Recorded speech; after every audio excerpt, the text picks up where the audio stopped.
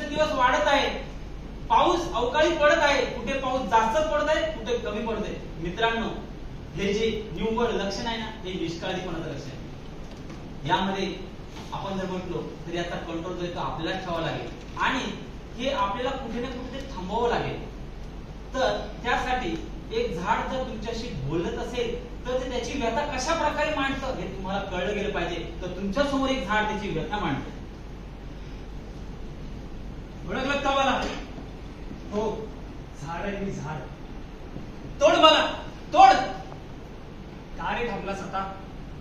अरे या करोनाच्या काळात जेव्हा तुला ऑक्सिजन विकत घ्यायची वेळ आली तेव्हा तुला माझं महत्व कळलं रे. अरे ही झाडं, जंगलं, नद्या, नाले, अरे पर्वत, हे सगळं निसर्गाने बनवलंय, तू नाही. अरे हे कसा विसरतोस? तुला सुद्धा निसर्गानेच बनवलंय. अरे हा निसर्ग नष्ट करशील तर तू तरी कसा राहशील रे, कसा जगशील? एक झाड दरवर्षाला 118 किलोग्राम ऑक्सिजन उत्सर्जित करतो. अरे त्यापैकी एका माणसाची प्रत्येक दिवसाची गरजच 840 ग्रॅम आहे, जो आजच्या तारखेत बनवायला हजारो रुपये लागतात. बरं एवढंच नव्हे, जेव्हा एक व्यक्ती मरण पावतो ना तेव्हा तोही त्याच्या बरोबर एक झाड घेऊन जातो.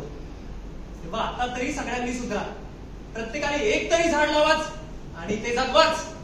झाडे लावा, झाडे जगवा, झाडे लावा, झाडे जगवा, झाडे लावा, झाडे जगवा.